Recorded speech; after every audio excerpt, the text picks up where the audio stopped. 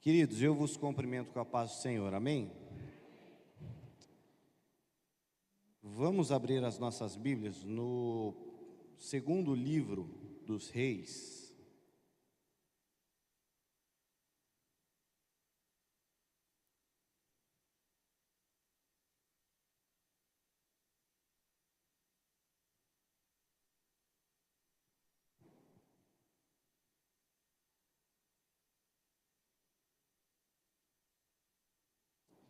Segundo livro dos Reis, no seu segundo capítulo, segundo Reis 2, no seu 13º versículo.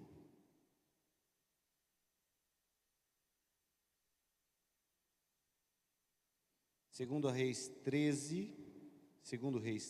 capítulo 2, verso 13, diz assim: Também tomou a capa de Elias, que lhe caíra, e voltando, parou à borda do Jordão. Tomou a capa de Elias que lhe caíra, feriu as águas e disse: Onde está o Senhor Deus de Elias? Quando feriu as águas, elas se dividiram para uma e outra banda, e Eliseu passou. Quando os filhos dos profetas que estavam defronte em Jericó viram isso, disseram: O espírito de Elias repousa sobre Eliseu. Então se aproximaram, prostraram-se diante dele em terra, e disseram-lhe: 50 homens valentes há entre teus servos. Ora, deixa-os ir em busca de teu senhor. Pode ser que o Espírito do Senhor o tenha elevado e depois o lançado em algum monte ou vale. Porém ele disse: Não os envieis. Mas eles insistiram até que, enfastiado, disse-lhes: Enviai. Então enviaram 50 homens, que o procuraram durante 3 dias, porém não o acharam. Então voltaram a Eliseu, que havia ficado em Jericó, e esse lhes disse: Eu não vos disse que não fosseis. Amém? Essa passagem que nós estamos aqui é o ápice ela celebra o ápice de uma transição ministerial entre Elias e Eliseu. É uma passagem muito conhecida. Obrigado. É uma passagem muito conhecida. Todos nós já ouvimos, desde quem cresceu na igreja já ouviu essa passagem, sobre a ida de Eliseu, a ida de Elias para o céu e o fato dele não ter experimentado a morte. O versículo 13, que ele traz então a história a partir de Eliseu, ele traz essas circunstâncias, ele vê a atitude dos homens da cidade, como que eles enfrentaram toda essa questão de Elias ter sido arrebatado e não passar pela morte. E ela é o desdobramento de uma série de episódios que antecedem a subida de Elias. Deixa eu explicar. Elias está peregrinando de cidade em cidade, e ele chega de cidade em cidade, e onde ele chega, o pessoal fala não com Elias, mas com Eliseu: Você sabia que o teu mestre vai ser tomado hoje sobre a tua cabeça? Essa é a história que a gente tem a partir do capítulo 2. Eliseu, muito educadamente, fala: Eu também sei, calai-vos. Eu admiro essa educação profética assim, né? Você sabia que teu mestre, chega em Jericó, você sabia que teu mestre vai ser tomado sobre ti hoje? Eu também sei, calai-vos. E onde ele passa, ele enfrenta o pessoal e fala: viu, você sabe que você vai perder esse homem, né? era uma revelação. Se isso aqui não é uma revelação que Deus deu aos seus profetas, eu não sei o que é. Não era apenas algo que Elias suspeitava em seu coração e que Eliseu talvez tenha tido um sonho. Parece que era um sentimento comum daquela escola de profeta, daqueles homens que andavam juntos, de que eles estão meio que se olhando, parafraseando, dizendo assim: gente, vocês estão sentindo o que eu estou sentindo? Estamos, o quê? É sobre Elias? É sobre Elias. É um negócio esquisito que vai acontecer com Elias? É isso mesmo. Então, e Eliseu confirma, fala: não, eu estou sabendo que isso vai acontecer, e pode parar de atrapalhar o meu ministério, eu estou bem, e eu sei que Deus está comigo. Bom, vamos então aos personagens dessa história.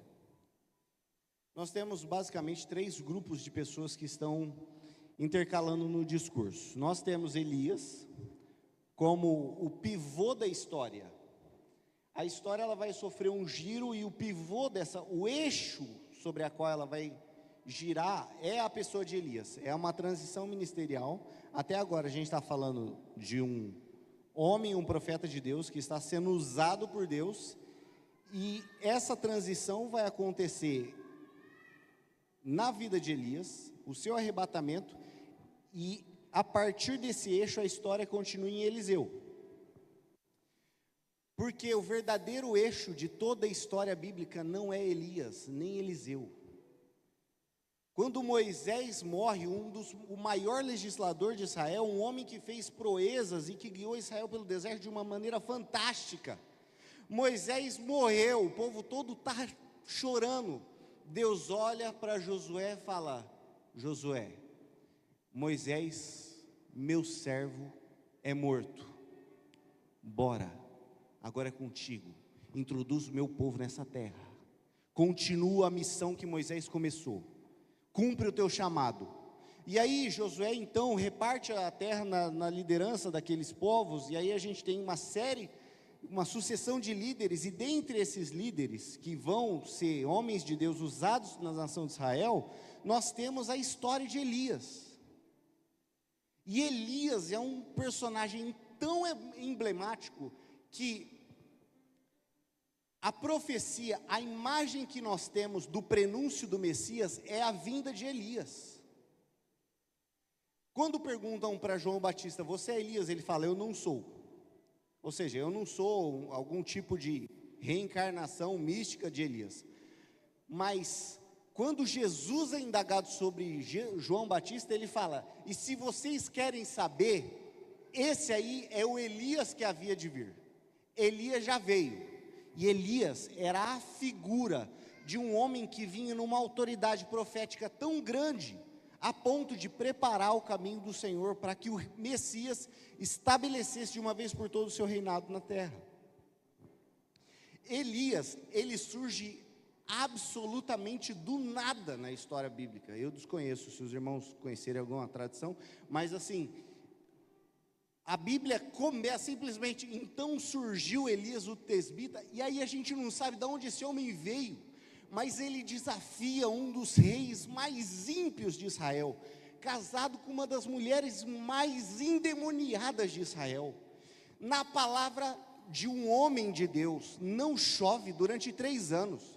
Quando acaba os 3 anos, ele, fora toda a circunstância dos milagres de qual ele é alvo, ele é alimentado por corvos, multiplica o mantimento da viúva de Sarepta, todas essas coisas que acontecem, todos esses milagres que ele vivencia, ele desafia todo um estamento político e religioso.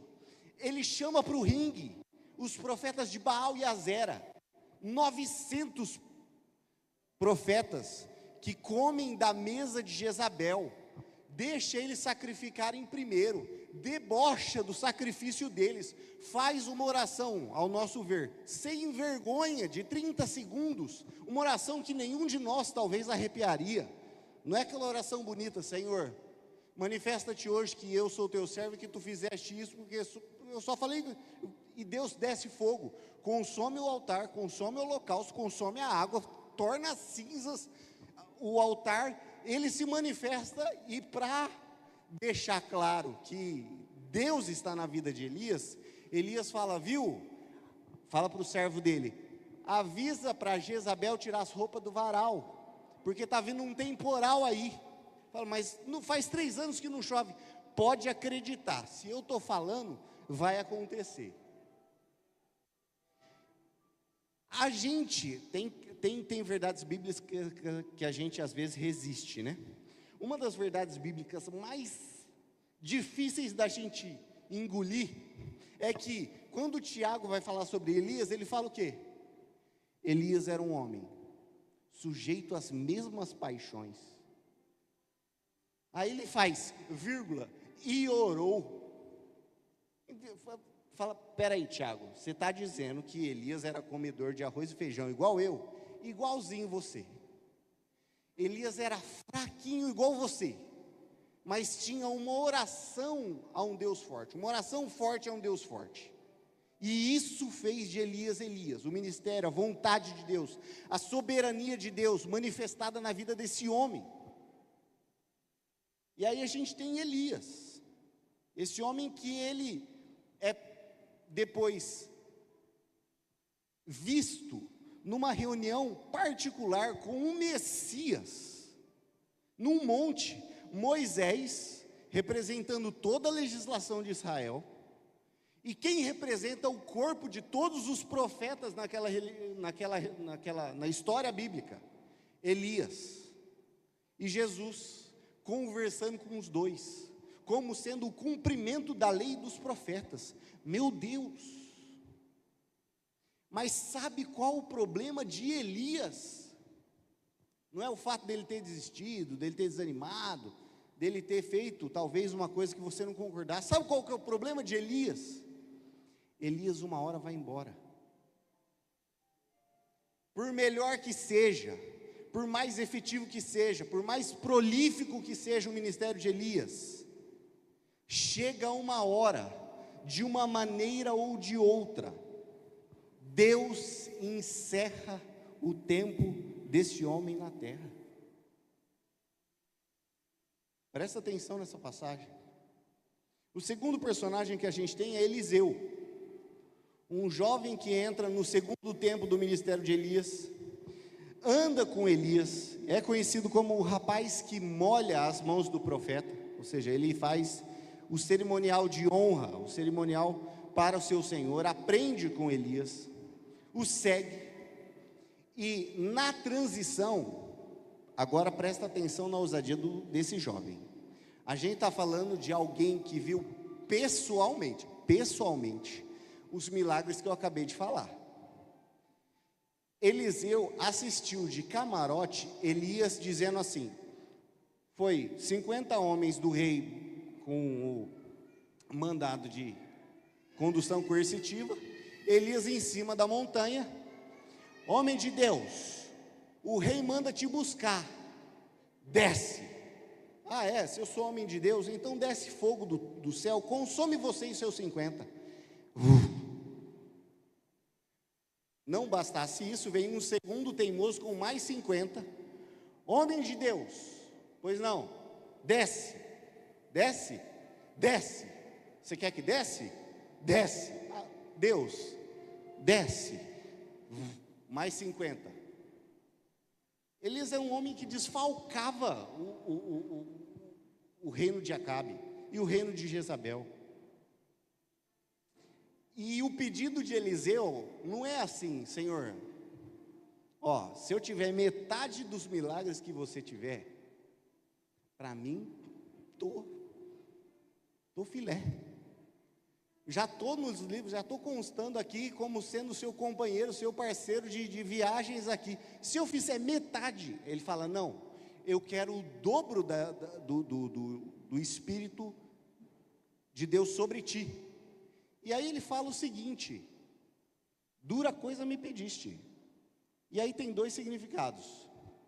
Dura coisa me pediste no sentido de ser difícil, ou dura coisa me pedistes como sendo reação meio adversa de Elias, dizendo assim: poxa, o dobro?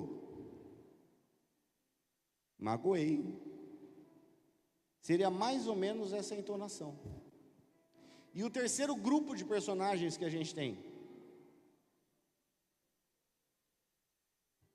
são os profetas que nós vemos nessa passagem. Os profetas que recebiam Elias de cidade em cidade. Os profetas que avisaram Eliseu de que Elias seria arrebatado.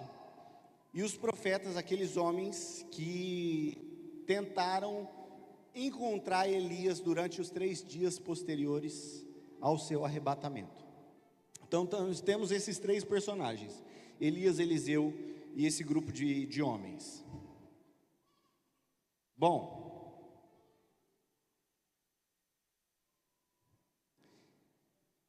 por mais profícuo, por mais verdejante, por mais frutífero que tenha sido o ministério de Elias,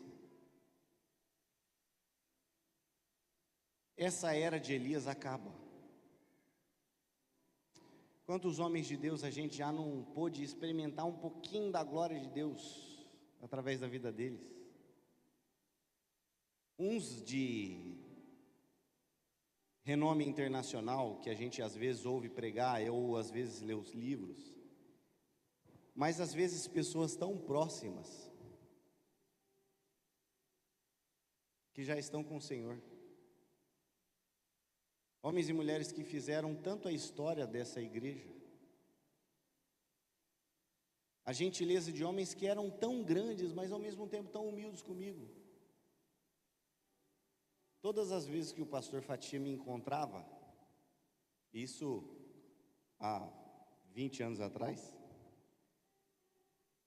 ele falava: Edene, está bonitão, hein? Você vai casar, hein? Eu recebi aquilo com tanta força.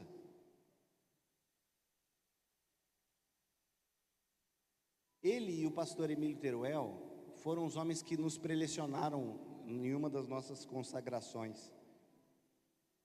E eu lembro que naquela tarde, na sala VIP, eu fixei os meus olhos neles, porque de uma maneira inexplicável, eles falando, transmitindo toda aquelas rápidas palavras ali naquela preleção, nem parecia eles. Eu falava: eu não estou conhecendo. Eles pareciam tão grandes, tão cheios da glória de Deus. Uma pessoa muito que eu estava dando risada essa semana era o pastor Anísio, que também nos deixou. Era um homem que, como todos nós, tinham os seus hábitos, né? Às 8h59 e 59 segundos ele estava fazendo oração para entregar talvez a bênção apostólica mais engraçada que eu já vi na minha vida. Ele falava rápido, né? A graça do nosso Senhor Jesus Cristo, amor de Deus, nosso Pai, comunhão, amém. Você vê, já estava no amém. Você nem levantou a mão e já estava no amém. Isso no domingo.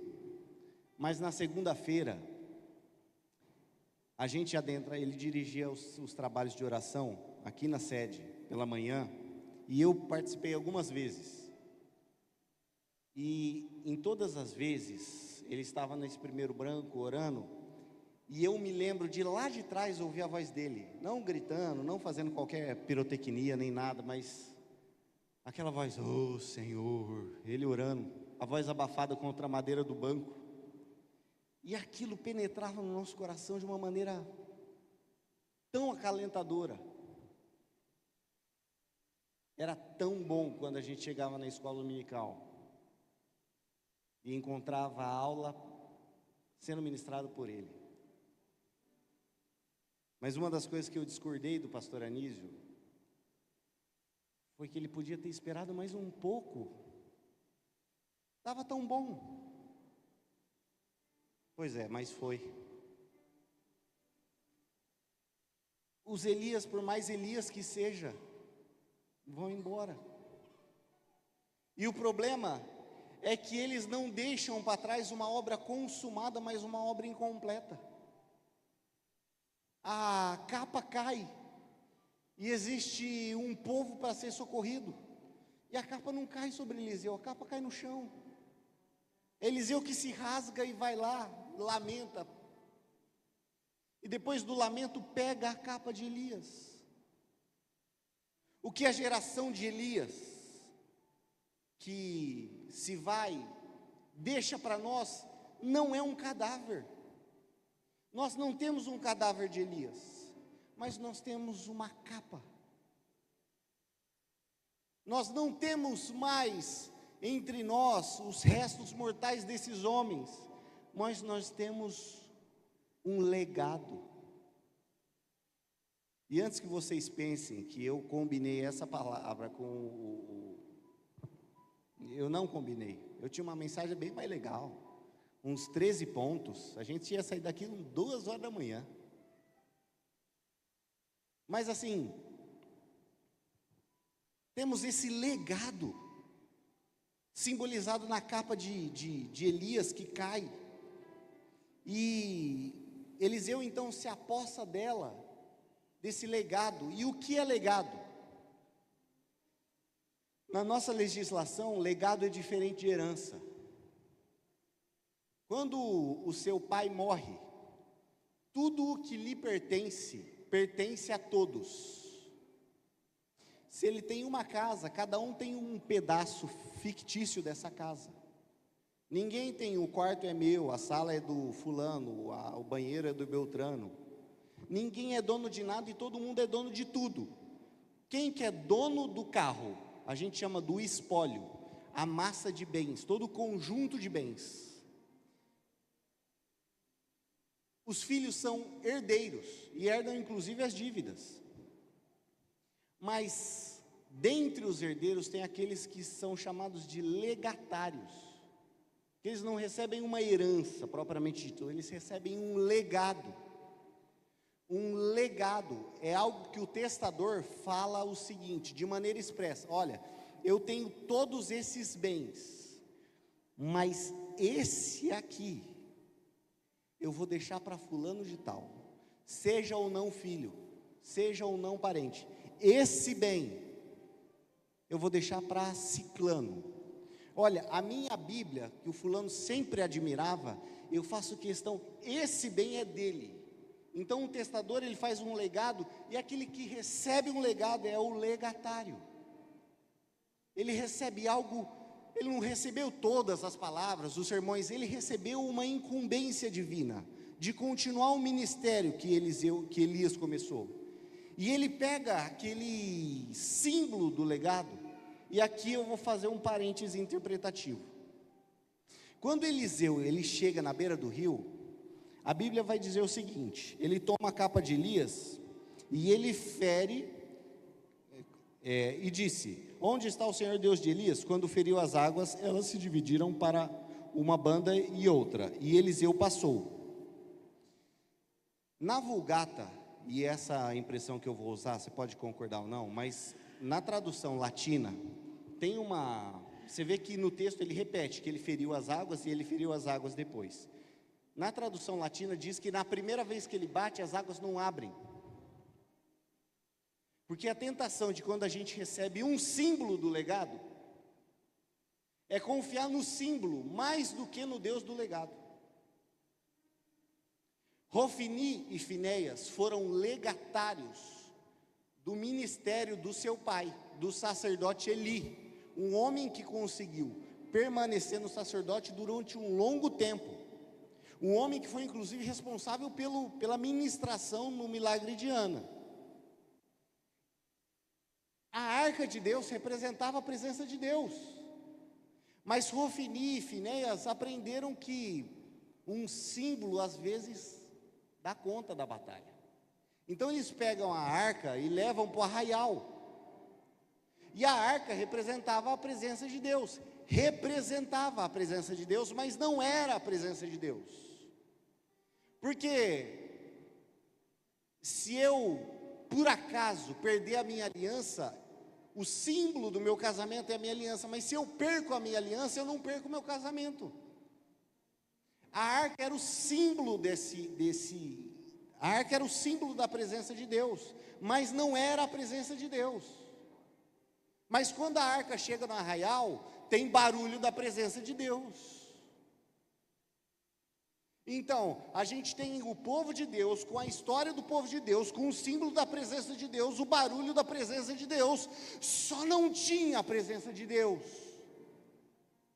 Por quê? Porque existia uma tentativa de confiar mais nos símbolos que Deus deu para a nação de Israel, do que propriamente recorrer à presença de Deus que estava depositada não dentro de uma arca, mas era uma presença que manifestava no meio do seu povo. Eliseu então faz uso da capa, e a primeira vez que ele bate, a minha interpretação é essa: a primeira vez que ele bate, ele fala: rapaz, eu estou com a capa do homem, o que eu fizer com essa capa aqui está feito.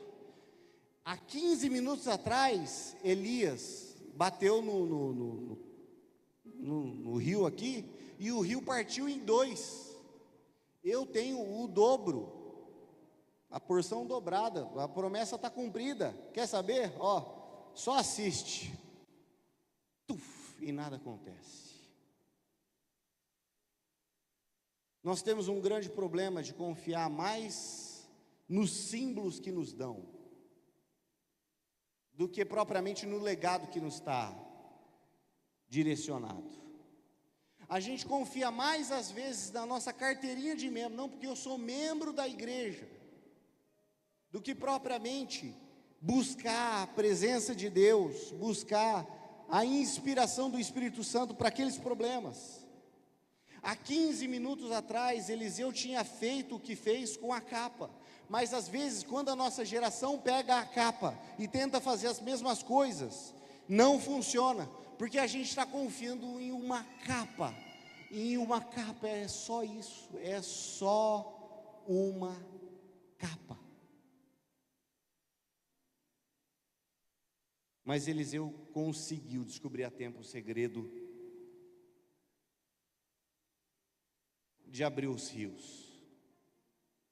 Nós mais do que nunca precisamos abrir os rios da nossa geração. Tem uma geração do lado de lá, que espera que a gente consiga abrir os rios para chegar até eles. Tem uma geração do lado de lá que espera liderança para que a gente consiga concluir o ministério profético de Deus na vida deles. Tem uma geração do lado de lá em um rio que precisa ser aberto hoje, para que as águas da cidade de Jericó sejam purificadas. Existem viúvas do lado de lá, mas se nós estivermos com a capa, mas não tivermos o legado da capa, de nada adianta, é só uma capa. Essa é a nossa tentação, encarar que a nossa denominação, que o fato de nós sermos uma denominação que desde que surgimos, somos uma denominação pentecostal, confiarmos de que às vezes o nosso amor e o nosso apego pela palavra de Deus é o suficiente para nos valermos, a gente subir na nossa história e tentar com essa capa, que já fez tanta coisa, mas se não tiver presença de Deus, não abre os rios dessa geração. E a gente sofre algumas tentações. A gente pode pegar e falar: nossa, mas essa capa sempre funcionou, vamos continuar batendo. Vai bater até desfazer a capa, não vai abrir. Eliseu descobre o antídoto. Se a gente recebe um produto e a gente fala assim: esse produto não está funcionando, a gente procura o fornecedor, né? Quem sabe se fosse eu e você lá, ia estar falar assim: Elias, Elias, está na escuta? Vê se está certo com a capa aí, porque eu recebi, eu não sei porque não está funcionando, eu gostaria de estornar essa capa aqui, manda uma que funciona para mim. Eliseu não pergunta: cadê o Elias de Deus? Ele pergunta: cadê o Deus de Elias? O segredo de abrir o rio não é a capa, o segredo não é a história, o segredo no que é o que a nossa história representa. O segredo é a gente perguntar: onde está o Deus que fez as maravilhas que fez no passado? Onde está na nossa história o Deus que rachou, como a Bíblia diz, o Deus que desfez a Raabe, o Deus que abriu o Mar Vermelho? Onde está na nossa geração aqueles homens e mulheres que confrontam o pecado? Onde está na nossa geração? A gente tem a resposta. A gente tem que perguntar, não para o legado, não para o símbolo, mas para Deus: onde está o Senhor Deus de Elias? E como se não bastassem as nossas tentações, tem a tentação do povo de lá. O povo de lá, aquele que recebe o legatário, não o legado, quem recebe o legatário, a pessoa de Eliseu, que recebeu a unção de Elias, recebe Elias, se prostra diante dele. A Bíblia diz que eles comentam entre eles: olha, o espírito de Elias está sobre Eliseu. Vão lá, se prostram, chamam-se a si mesmo de servos, chamam ele de mestre, mas mesmo assim, eles não querem uma unção e uma maneira de se comunicar com a igreja para os dias presentes. A pergunta deles é: tá, o espírito de Elias está sobre você, você está fazendo os mesmos milagres, mas cadê Elias? Porque a gente gostava tanto do Elias. Não, tem que ser o Elias, para pregar tem que ser o Elias, porque se não for Elias, não serve. Deixa a gente procurar o Elias. E Eliseu nega, e eles insistiram um tanto com Eliseu, que ele fala: tá bom, vai. Eles procuram em 50 homens, eles fazem uma varredura durante 3 dias, procurando um homem da qual eles não precisavam mais, porque a presença de Deus já tinha se manifestado através da vida de Eliseu. Nós precisamos encarar que às vezes a gente olha tanto para as pessoas que Deus coloca na nossa vida, e nós olhamos para ele e fala assim: se não for o pastor fulano pregando, aí não serve, tem que ser o pastor fulano de tal. Não, mas Deus já deu uma nova unção aqui, tem um camarada novo, tem um negócio novo acontecendo aqui, Deus está derramando em dobro. Não, mas é que a gente gostava tanto do Elias, né? Já estava acostumado com o ministério de Elias. Eu gostaria de fazer a leitura com vocês no livro de Esdras, só para a gente concluir.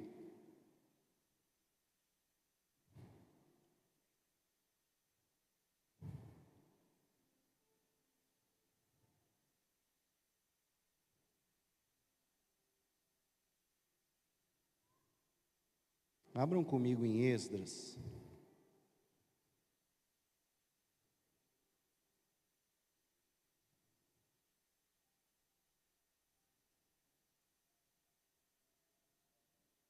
Esdras 3.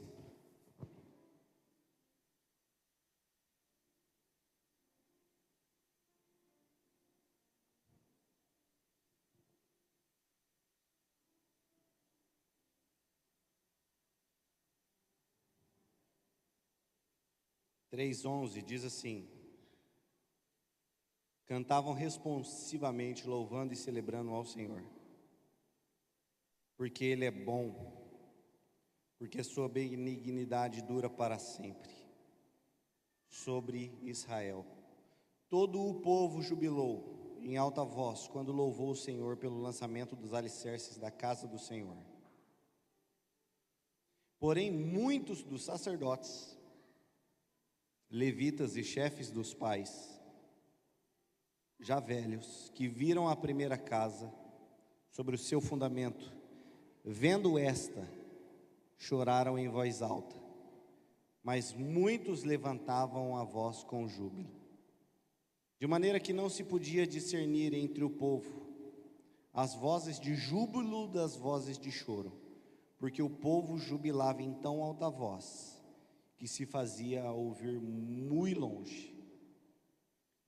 O que Esdras está narrando é o seguinte: um templo está sendo reconstruído, lançaram os alicerces da casa de Deus, é literalmente um avivamento, a misericórdia de Deus sobre o seu povo, e a Bíblia fala que todo o povo estava cantando de maneira responsiva, uns falavam, outros apresentavam um contracanto, mas essa fala e esse júbilo, esses cânticos, eles partilhavam também de uma espécie de tristeza,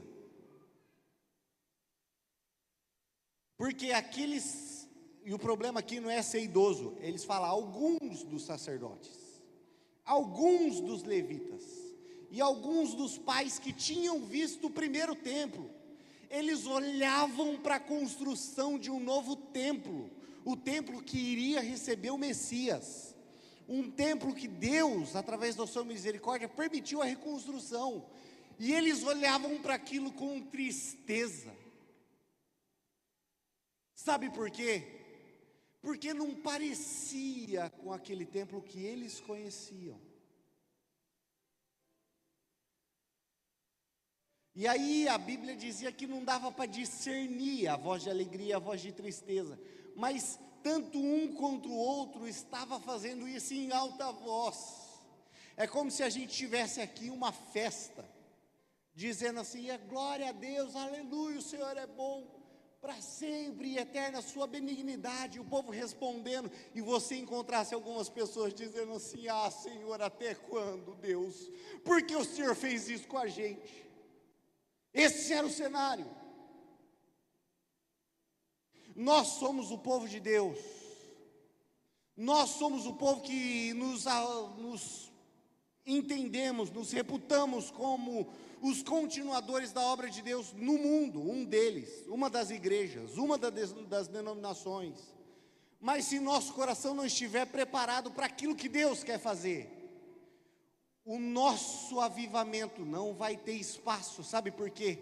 Porque a gente está tão apegado com as formas que a gente está tendo, tão apegado com as maneiras com que a gente faz e acontece, que quando vem alguma coisa nova, ao invés de ser motivo de júbilo e celebração, nós quebramos e nos quebrantamos, e perdemos a chance de nos alegrar num Deus misericordioso.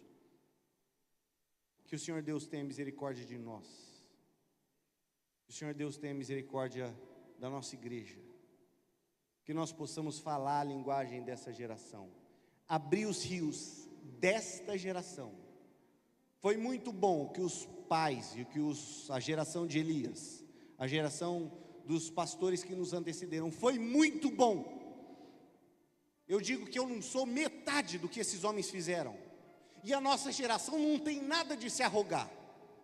Nós oramos menos que os nossos pais, nós jejuamos menos que os nossos pais, nós somos menos querigmáticos, somos menos pregadores e proclamadores do evangelho do que os nossos pais. Nós não temos nada para... Mas o problema é que nós somos a geração do legado, e nós precisamos continuar o legado que começou na cruz do Calvário. Nós precisamos abrir os rios dessa geração, nós precisamos ter a unção para poder atravessar o pé em seco e falar com os homens que estão ociosos do outro lado do rio. Nós precisamos atravessar o rio e falar com a geração que nos espera, ter comunicação com as mazelas da nossa sociedade, as mazelas políticas, sociais, econômicas e de todo o âmbito. Mas isso não vai acontecer se o nosso coração estiver tão preso aos nossos Elias, tão preso aos nossos templos que a gente edificou, que Deus na sua misericórdia nos fez. Mas isso não vai acontecer. Que Deus nos preserve e dê temor sobre o nosso coração, para que finalmente a gente consiga entender os moveres e os tempos que Deus dá para a sua igreja, em nome de Jesus. Pai, eu louvo e te agradeço, Senhor Jesus, pela tua benignidade e graça. Senhor Jesus, estende a sua mão sobre a tua igreja, Deus, e traz cura. Pai, se essas palavras foram liberadas por ti, Deus, confirma no coração de cada crente, Deus, e estende a tua mão para curar, Deus, em nome de Jesus. Que o nosso coração esteja aberto, Senhor, às novas possibilidades do Teu reino. Que o nosso coração não esteja aberto a formatos, Senhor. Que nós não estejamos endurecidos, Senhor. Que nós não estejamos envelhecidos na nossa vida espiritual contigo. Mas que o Espírito do Senhor nos renove, Senhor, a cada dia, a cada manhã, para que a gente possa, Senhor, cumprir o legado que o Senhor tem para nós. Que o sangue do Teu Filho nos purifique e nos perdoe, Deus, pelas nossas falhas, Senhor, e pelos nossos farisaísmos. Fica conosco.